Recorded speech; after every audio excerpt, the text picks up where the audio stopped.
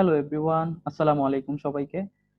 সবাইকে ওয়েলকাম জানাচ্ছি আজকের ক্লাসে। আজকের ক্লাসের যেই টপিকটা সেটা হচ্ছে এলিমেন্টারি কোয়ান্টাম মেকানিক্স। আমরা হচ্ছে এই চ্যাপ্টারটা স্টার্ট করব। বেসিক্যালি হচ্ছে এলিমেন্টারি কোয়ান্টাম মেকানিক্স। এই চ্যাপ্টারে আমরা হচ্ছে কোয়ান্টাম মেকানিক্স এর বেসিক যেই আহ, সূত্রগুলা হচ্ছে অ্যানালাইসিস করব, এর পাশাপাশি এগুলোর অ্যাপ্লিকেশন নিয়ে অ্যানালাইসিস করব। তো আমরা প্রথম যে লেকচারটা করতেছি সেটা হচ্ছে ইন্ট্রোডাকশন টু কোয়ান্টাম মেকানিক্স, অর্থাৎ কোয়ান্টাম মেকানিক্স কি, কোয়ান্টাম মেকানিক্স এর ডেভেলপমেন্ট কিভাবে হয়েছে, এটার বেসিক সূত্রগুলো কি কি, এই জিনিসগুলো একটু আমরা দেখব। তো এটা হচ্ছে দেখার আগে আমরা প্রথম যে জিনিসটা দেখতে চাচ্ছি সেটা হচ্ছে ক্লাসিক্যাল ফিজিক্স এবং কোয়ান্টাম ফিজিক্স এর মধ্যে পার্থক্যটা কি। বেসিক্যালি হচ্ছে কোয়ান্টাম ফিজিক্স টার্মটা হচ্ছে কেন আসছে। ক্লাসিক্যাল ফিজিক্স আমরা যেটা হচ্ছে আহ, বুঝি সেটা হচ্ছে ক্লাসিক্যাল ফিজিক্সে আসলে হচ্ছে কোনো একটা পার্টিকেল নিয়ে যখন অ্যানালাইসিস করবে পার্টিকেলের মোশন, তো সবসময় ধরা হয় হচ্ছে পজিশন এবং ভেলোসিটি কি একটা ডেফিনিট একটা ভ্যালু হচ্ছে আমরা পাবো। তো জেনারেলি হচ্ছে নিউটনের যে সূত্রটা F equal to M A, বা হচ্ছে গ্যালিলিওর যে সূত্র, এগুলোই কিন্তু ক্লাসিক্যাল ফিজিক্সের হচ্ছে মেইন ফান্ডামেন্টাল। তো basically Newtonian mechanics, Maxwell theory of electromagnetic radiation, Einstein theory of general relativity, law of thermodynamics, এগুলোকে হচ্ছে ক্লাসিক্যাল ফিজিক্সের ভিত্তি বলা হয়। তো ক্লাসিক্যাল ফিজিক্স কিন্তু জেনারেলি হচ্ছে 19th সেঞ্চুরির দিক থেকে আস্তে আস্তে হচ্ছে কিছু মডার্ন ফিজিক্সের সূত্র আমরা মানে হচ্ছে পেতে থাকি। তো জেনারেলি হচ্ছে মডার্ন ফিজিক্স কিন্তু ক্লাসিক্যাল ফিজিক্সের ভিতরেই আছে, ঠিক আছে। এখন কন্ট্রিবিউটর গুলা হচ্ছে কারা কারা। তো জেনারেলি হচ্ছে কন্ট্রিবিউটর বলতে আমরা হচ্ছে যেটা হচ্ছে বুঝি কারা আসলে ক্লাসিক্যাল ফিজিক্সের যে মেইন ফান্ডামেন্টাল সূত্রগুলা হচ্ছে দিচ্ছে। তো এর মধ্যে আছে হচ্ছে গ্যালিলিও, আম, Isaac Newton, Michael Faraday, James Clerk Maxwell, Laplace, Einstein এবং আরো অনেক সায়েন্টিস্ট আছে যারা হচ্ছে ক্লাসিক্যাল ফিজিক্সের ভিত্তি হচ্ছে গড়ে দিছে। এন্ড কোয়ান্টাম ফিজিক্স বলতে কি বুঝি, কোয়ান্টাম ফিজিক্স কিন্তু হচ্ছে মডার্ন ফিজিক্সের একটা পার্ট। তো বেসিক্যালি কোয়ান্টাম ফিজিক্স অ্যানালাইসিস করবে হচ্ছে কোয়ান্টিফাইড নেচার অফ এনার্জি, বা হচ্ছে wave particle duality nature, wave equation of matter, waves, এই জিনিসগুলো নিয়ে হচ্ছে অ্যানালাইসিস করবে। তো বেসিক্যালি কোয়ান্টাম ফিজিক্সের ডেভেলপমেন্টের জন্য অনেকগুলো সায়েন্টিস্ট কাজ করছে এবং এরা প্রত্যেকেই কিন্তু Nobel prize winner. Maxwell, Max Planck, Albert Einstein, Niels Bohr, de Broglie, Heisenberg, Max Born, Pauli, Schrodinger, Paul Dirac, Richard Feynman, এরকম আরো অনেক সায়েন্টিস্ট আছে যারা হচ্ছে কোয়ান্টাম ফিজিক্সের ডেভেলপমেন্ট করছে। তো এখন আমরা একটু দেখতে চাচ্ছি সেটা আসলে কোয়ান্টাম ফিজিক্সটা কি। বেসিক্যালি কোয়ান্টাম ফিজিক্স বা quantum mechanics is a fundamental part of modern physics.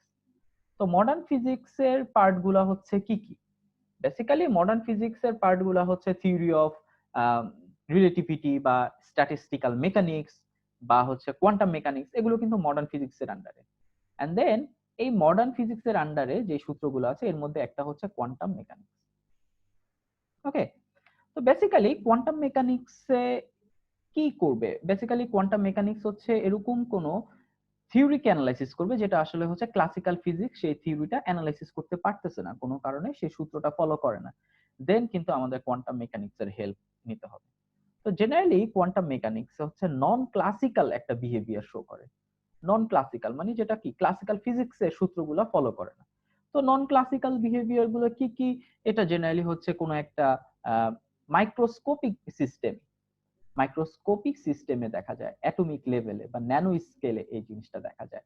সেটা হচ্ছে কি কি, সেখানে হচ্ছে ইন্ট্রিনসিক র্যান্ডমনেস থাকতে পারে, বা হচ্ছে ইন্টারফারেন্স ইফেক্ট, বা ইন্টেঙ্গলমেন্ট, কোয়ান্টাম ইন্টেঙ্গলমেন্ট। সো এই জিনিসগুলা কিন্তু হচ্ছে থাকে। তাহলে যে জিনিসটা বোঝা যাচ্ছে কোয়ান্টাম মেকানিক্সে হচ্ছে আমরা সেইগুলো নিয়ে কাজ করব যেগুলো হচ্ছে কি আমরা ক্লাসিক্যাল ফিজিক্সে অ্যানালাইসিস করতে পারতেছি না। তো জেনারেলি হচ্ছে এই ধরনের জিনিসগুলো কিন্তু কোয়ান্টাম মেকানিক্স নিয়ে অ্যানালাইসিস করা যায়।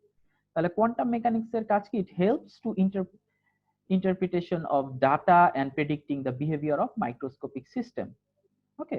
তাহলে হচ্ছে দুইটা জিনিস করে, একটা হচ্ছে ইন্টারপ্রিটেশন, কোন একটা ডাটার একটা ইন্টারপ্রিটেশন, আর একটা হচ্ছে প্রেডিক্ট করবে কোন একটা সিস্টেম, কোন একটা অ্যাটমিক এর যেই বিহেভিয়ার কি রকম হবে এই জিনিসটা অ্যানালাইসিস করবে। তো বেসিক্যালি হচ্ছে আমরা যে হচ্ছে লাস্ট চ্যাপ্টার গুলো পড়ছি সেখানে আমরা পড়ছিলাম হচ্ছে সুপার কন্ডাক্টিভিটি। তো সুপার কন্ডাক্টিভিটি কেন হচ্ছে, এটা কিন্তু কোয়ান্টাম মেকানিক্স দিয়ে অ্যানালাইসিস করা যাবে। এন্ড দেন হচ্ছে আমরা খুব সিম্পল একটা জিনিস, resistivity of pure metal, rho proportional to কি T, rho is proportional to T, এটাও কিন্তু কি কোয়ান্টাম মেকানিক্স দিয়ে আমরা কিন্তু প্রমাণ করছি। আমাদের যদি একটু মনে থাকে, আমরা কিন্তু এখানে এই সূত্রটা প্রমাণ করার সময় আমরা ধরে নিয়েছি মিন স্পিড ইউ হচ্ছে কি independent of temperature.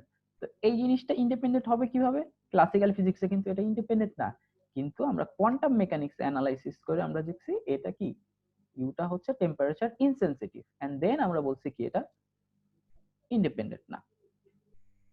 And then আমরা হচ্ছে রেজিস্টিভিটি অফ পিওর মেটাল এটা বের করছি। জেনারেলি আরো অনেকগুলো হচ্ছে এক্সাম্পল, যেমন হচ্ছে black body radiation, photo electric effect. তো এই জিনিসগুলো কিন্তু ব্যাখ্যা করা পসিবল হচ্ছিল না। ব্ল্যাক বডি রেডিয়েশন এর ক্ষেত্রে হচ্ছে দেখা যাচ্ছে প্রপারলি তার রেডিয়েশনের বিহেভিয়ারটা কোনো একটা সূত্র দ্বারা কি ফিট করা যাচ্ছিল না। দেন হচ্ছে কোয়ান্টাম মেকানিক্সে বা কোয়ান্টাম বিহেভিয়ার অ্যানালাইসিস করে হচ্ছে এটা প্রবলেমটা সলভ করা হয়েছে। সিমিলারলি ফটো ইলেকট্রিক ইফেক্টের ক্ষেত্রেও কি সেম কাজটা। তো বেসিক্যালি এই যে কোয়ান্টাম মেকানিক্স এটার ডেভেলপমেন্টের জন্য অনেকগুলো হচ্ছে সায়েন্টিস্ট অলওয়েজ হচ্ছে তাদের কন্ট্রিবিউশন রেখে যাচ্ছে। তো বেসিক্যালি এই কোয়ান্টাম মেকানিক্স কে হচ্ছে দুইটা ভাগে ভাগ করা যায়, একটা হচ্ছে ম্যাট্রিক্স মেকানিক্স আর একটা হচ্ছে ওয়েভ মেকানিক্স। ম্যাট্রিক্স মেকানিক্স হচ্ছে বেসড অন হচ্ছে হাইজেনবার্গ যে জিনিসটা হচ্ছে শুরু করেন, সেটা হচ্ছে ম্যাট্রিক্স মেকানিক্স এর একটা ক্রিয়েশন করেন। বেসিক্যালি এটা স্টার্ট হয় হচ্ছে ম্যাক্স প্ল্যাঙ্কের সূত্র থেকে। ম্যাক্স প্ল্যাঙ্কের হচ্ছে কোয়ান্টাইজেশন যে সূত্র, সেটার উপর বেস করে কি ম্যাট্রিক্স মেকানিক্স এর সূত্র স্টার্ট হয়েছে। এন্ড দেন হচ্ছে ওয়েভ মেকানিক্স কিন্তু সোডিঞ্জার ইকুয়েশন, যেখানে কি সোডিঞ্জার ইকুয়েশন দিয়ে হচ্ছে কি ওয়েভ ইকুয়েশন ডেভেলপ করা হয়েছে, এন্ড দেন এটার হচ্ছে সলিউশন করা হচ্ছে। সো এই জিনিসগুলোকে বলা হয় হচ্ছে কি ওয়েভ মেকানিক্স। তো বেসিক্যালি কোয়ান্টাম মেকানিক্সকে আমরা এরকম দুইটা ভাগে ভাগ করতে পারি, যেখানে হচ্ছে মাইক্রোস্কোপিক সিস্টেম নিয়ে হচ্ছে অ্যানালাইসিস করা হবে, এবং এই অ্যানালাইসিসটা হবে হচ্ছে based on discontinuity, uncertainty. Okay, so এগুলোর উপর বেস করে হচ্ছে কোয়ান্টাম মেকানিক্সের এই অ্যানালাইসিস গুলো হবে। তো আমরা একটু দেখে নেই সেটা হচ্ছে কোন কোন সায়েন্টিস্ট আসলে নোবেল প্রাইজ পেয়েছেন এই কোয়ান্টাম মেকানিক্সের ডেভেলপমেন্টের জন্য। তো ফার্স্ট যেই নোবেল প্রাইজটা পান উনি হচ্ছেন Max Planck. Max Planck German একজন সায়েন্টিস্ট। 1918 সালে তিনি হচ্ছে এক নোবেল প্রাইজ পান। কেন পান সেটা হচ্ছে advancement of physics by his discovery of energy quantum, অর্থাৎ কোয়ান্টাম এনার্জি এটা প্রমাণ করার জন্য তিনি এই প্রাইজটা পান। দেন পরবর্তীতে 1921 আলবার্ট আইনস্টাইন হচ্ছে প্রাইজ পান ডেভেলপমেন্ট অফ থিওরিটিক্যাল ফিজিক্স এবং discovery of the law of photoelectric effect, এটার এক্সপেরিমেন্টাল প্রমাণ করার কারণে তিনি নোবেল প্রাইজ পান। 1922 নিলস বোর হচ্ছে পান। তার মেইন কন্ট্রিবিউশন ছিল investigation of the structure of atoms and radiation from them. And then পান হচ্ছে 1929 হচ্ছে ডি ব্রগলি, উনি যে জিনিসটা অ্যানালাইসিস করেন সেটা হচ্ছে ওয়েভ নেচার অফ ইলেকট্রন, এবং পরবর্তীতে হচ্ছে কি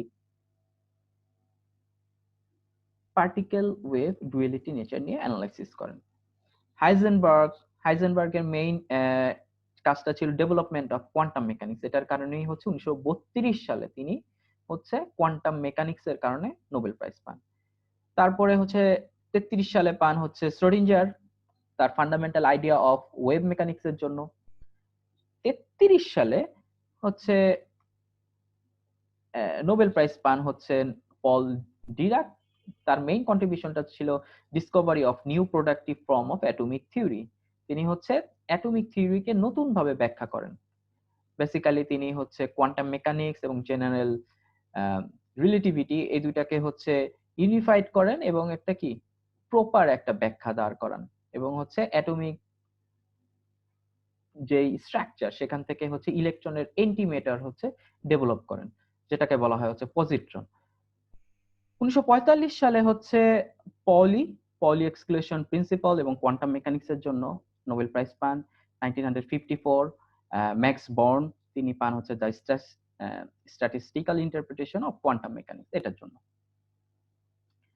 1965 সালে হচ্ছে রিচার্ড ফেইনম্যান উনি পান development of space time view of quantum electrodynamics, এবং আরেকজন পান হচ্ছেন জুলিয়ান শোয়েনগার, উনি পান হচ্ছে the development of relativistic quantum theory. তো বেসিক্যালি মোটামুটি এই কয়জন আছেন যারা হচ্ছে pioneer of quantum mechanics.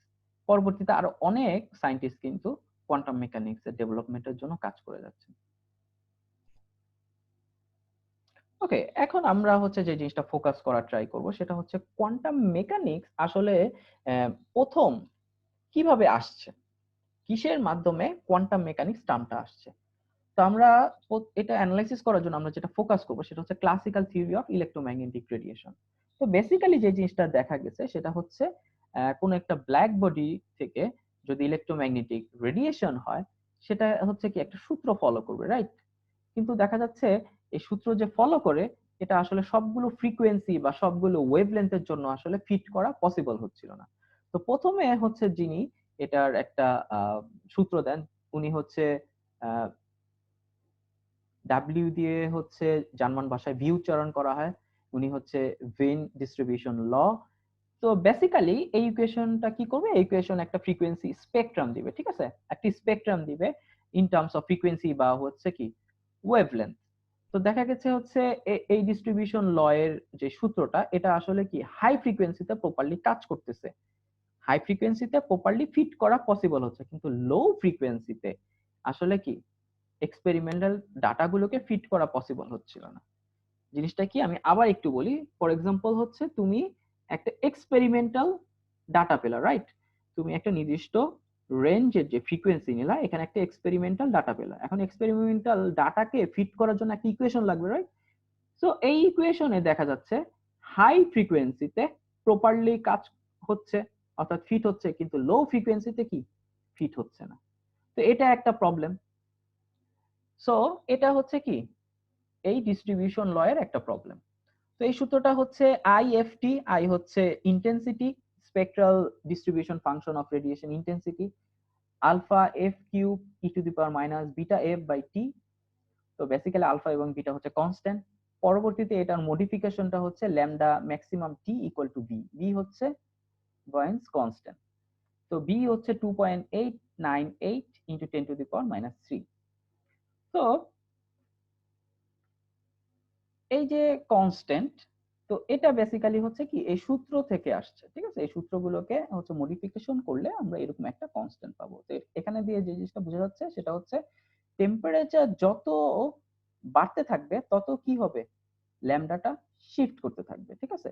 Temperature যত বাড়তে থাকবে ল্যামডাটা কি করবে, তত কমতে থাকবে, অর্থাৎ শিফট হবে হচ্ছে কোথায়, শিফট হবে হচ্ছে বাম দিকে, শিফট হবে, ল্যামডাটা কমতে থাকবে। এন্ড দেন পরবর্তীতে আরেকটা সূত্র সেটা হচ্ছে রেইলেক জিন্স ফর্মুলা। এই এই ফর্মুলাটা কি, এই ফর্মুলাটাও কিন্তু ইলেকট্রোম্যাগনেটিক রেডিয়েশন, কিন্তু এই ফর্মুলার আরেকটা হচ্ছে প্রবলেম হচ্ছে এটা আসলে লো ফ্রিকোয়েন্সিতে হচ্ছে প্রপারলি কাজ করতেছে, লো ফ্রিকোয়েন্সিতে হচ্ছে এক্সপেরিমেন্টাল ডাটার সাথে এগ্রি করতেছে কিন্তু স্ট্রংলি ডিসএগ্রি করতেছে হাই ফ্রিকোয়েন্সিতে। এই যে কার্ভটা দেখা যাচ্ছে, এই কার্ভটা যদি আমরা একটু অবজার্ভ করি, এই কার্ভটা দেখা যাচ্ছে কি লো ফ্রিকোয়েন্সিতে কাজ করতেছে, কিন্তু যত ফ্রিকোয়েন্সিতে বাড়তেছে তত কি হচ্ছে এভাবে বাড়তেছে, এর মানে হচ্ছে এটা ইনফাইনাইটের দিকে চলে যাচ্ছে। এটাকে বলা হয় হচ্ছে কি আল্ট্রাভায়োলেট ক্যাটাস্ট্রফি, অর্থাৎ এই আল্ট্রাভায়োলেট যে রেঞ্জের পর থেকে ও কি আর প্রপারলি কাজ করতে পারতেছে না, ঠিক আছে। অর্থাৎ এই সূত্র কি একটা প্রবলেম আছে, যেটা হচ্ছে হাই ফ্রিকোয়েন্সিতে কাজ করতে পারতেছে না, তাহলে হচ্ছে দুইটা ল হচ্ছে দুইটা রেঞ্জে কাজ করতে পারতেছে না, ঠিক আছে। এই কারণে এটাকে ওভারকাম করার জন্য পরবর্তীতে প্ল্যাঙ্ক একটা সূত্র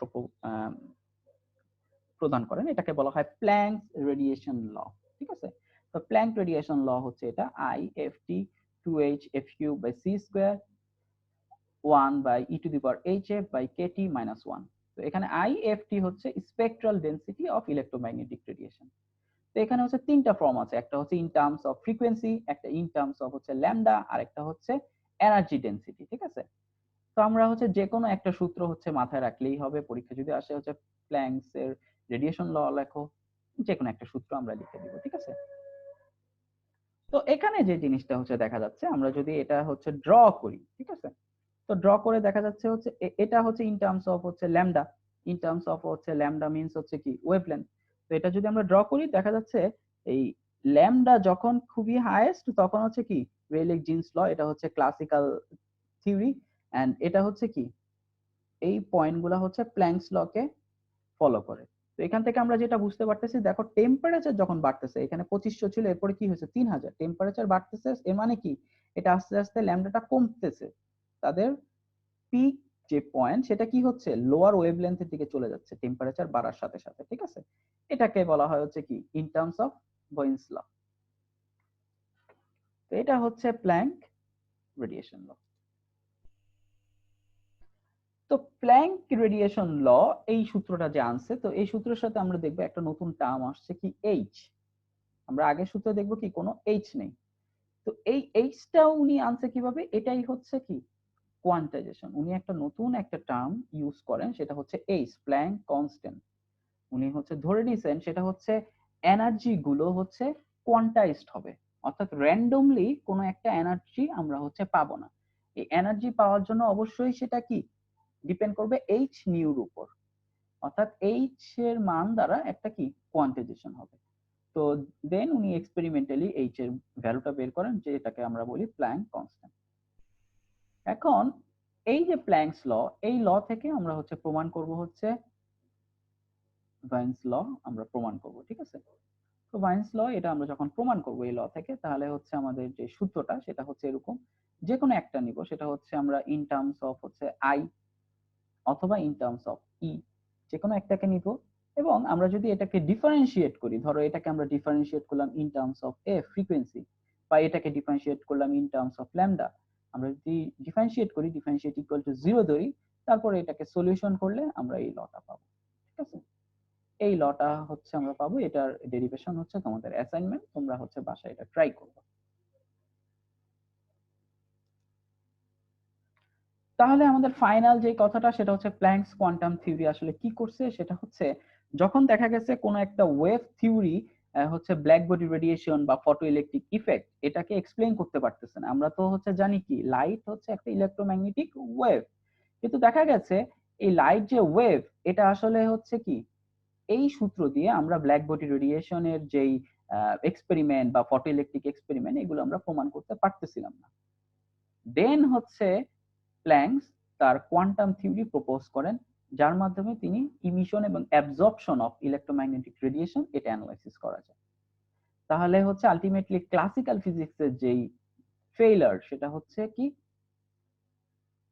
ব্ল্যাক বডি রেডিয়েশনকে আমরা প্রপারলি ব্যাখ্যা করতে পারতেছিলাম না। দেন এটাকে ওভারকাম করার জন্য প্ল্যাঙ্কস তার কোয়ান্টাম থিওরি ইউজ করেন। ওকে, তো থিওরিটা কি, থিওরিটা হচ্ছে energy is emitted or absorb in the form of wave packet or quanta, ঠিক আছে। এটা ইন টার্মস অফ কি ওয়েভ প্যাকেট হিসেবে, ঠিক আছে, এটা কন্টিনিউয়াসলি ও ইমিট বা অ্যাবজর্ব করতে পারবে না। The amount of radiated energy proportional to frequency of radiation, অর্থাৎ E is proportional to F. তাহলে লিখতে পারি E equal to H F.